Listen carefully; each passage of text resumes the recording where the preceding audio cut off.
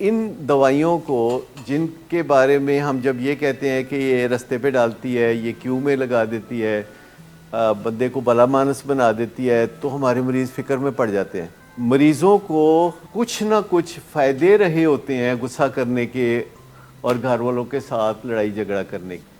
جو متنازع چیزیں ہیں، جو شک پہ مبنی چیزیں ہیں، ان کو چھوڑ دیں اور جو یقین پہ مبنی چیزیں ہیں ان کو پکڑ لیں۔ یہ زندگی میں ایک ہمارا بڑا شاندار مذہبی اصول بھی ہو سکتا ہے کہ جہاں شک ہے اس کو چھوڑ دیں، جہاں یقین ہے اس کو پکڑ لیں۔ اگر آپ ذمہ داری اٹھاتے ہیں ایک لائف سٹائل چینج کی، تو دوائی ضروری نہیں ہے۔ آپ یوں سمجھ لیں کہ چونکہ مریض ذمہ داری نہیں اٹھاتے، اس لیے ڈاکٹر کہتے ہیں چلو دوائی لکھ دینے ہیں، کھائی جان گے۔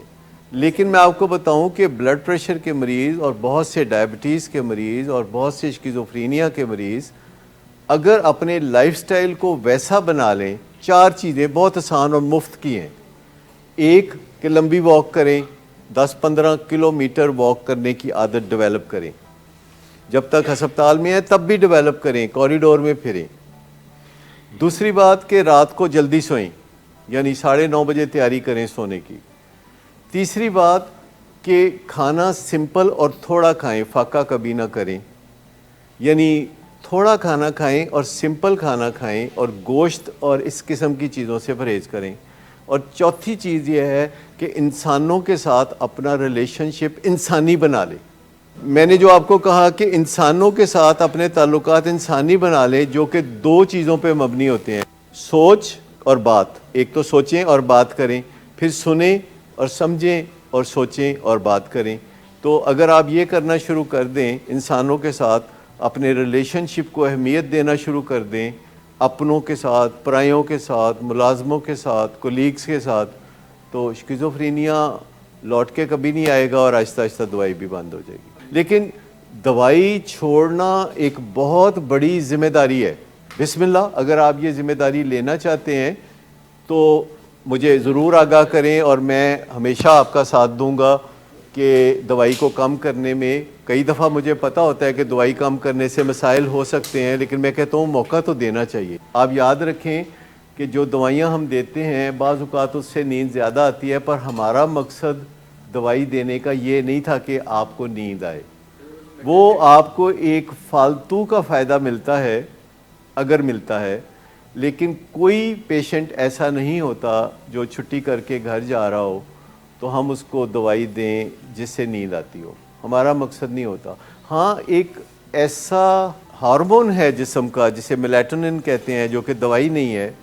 اگر آپ کو سلیپ ریگولیشن چاہیے، یعنی آپ دیر سے سوتے ہیں اور جلدی سونا چاہتے ہیں اور صبح جلدی اٹھنا چاہتے ہیں، تو میلیٹونن دوائی نہیں ہے، ایک ایسا قدرتی ہارمون ہے جو ہمارے جسم میں پیدا ہوتا ہے دھوپ میں، اور شام کو وہ کام آتا ہے، ہمیں سلانے کی طرف لے جاتا ہے، یعنی نڈھال کر دیتا ہے ہمیں، اور ہماری جو ول ٹو سلیپ ہے وہ پیدا ہو جاتی ہے۔ نارملی راتوں کو جو جاگتے رہتے ہیں وہ سونا ہی نہیں چاہتے۔ یہ جو ول ٹو سلیپ پیدا کرنا ہے یہ میلیٹونن کے ذریعے ہو سکتا ہے، اور وہ میڈیسن نہیں ہے اور ہمارے جسم کا ایک قدرتی ہارمون ہے۔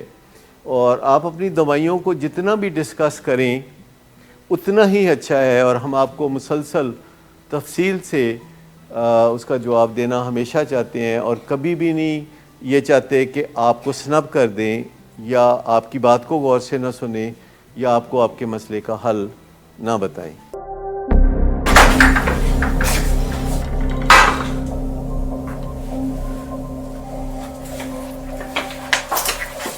آج پھر بھی کرایا تو میرا نہیں تو ان بچوں کا ہی خیال کر لو۔ بند کرو تم اپنی بکواس۔ لیکن تم اپنی گھٹیا کو تو سے باز مت آنا۔ تم ہو ہی گھٹیا انسان۔ تم ہوتی کون ہو مجھے روکنے والی؟ تمہارے باپ کے مال کی پیتا ہوں کیا؟ شراب نوشی کی وجہ کردار کی خرابی نہیں، موڈ کی خرابی ہے۔ شراب نوشی کبھی بھی نشے کی بیماری میں بدل سکتی ہے۔ نشے کی بیماری ہر سٹیج پر قابل علاج ہے۔ مدد حاصل کیجیے، کیونکہ وہ ایسا نہیں کرے گا۔ ولنگ ویز سے مدد حاصل کیجیے، کہیں سے بھی مدد حاصل کیجیے، لیکن فوری مدد حاصل کیجیے۔ जिस मुआवजे के इंतजार में आपने बहुत देर कर दी, अब वो दस्तक दे रहा है। मदद हासिल कीजिए, मदद हासिल कीजिए, मदद हासिल कीजिए।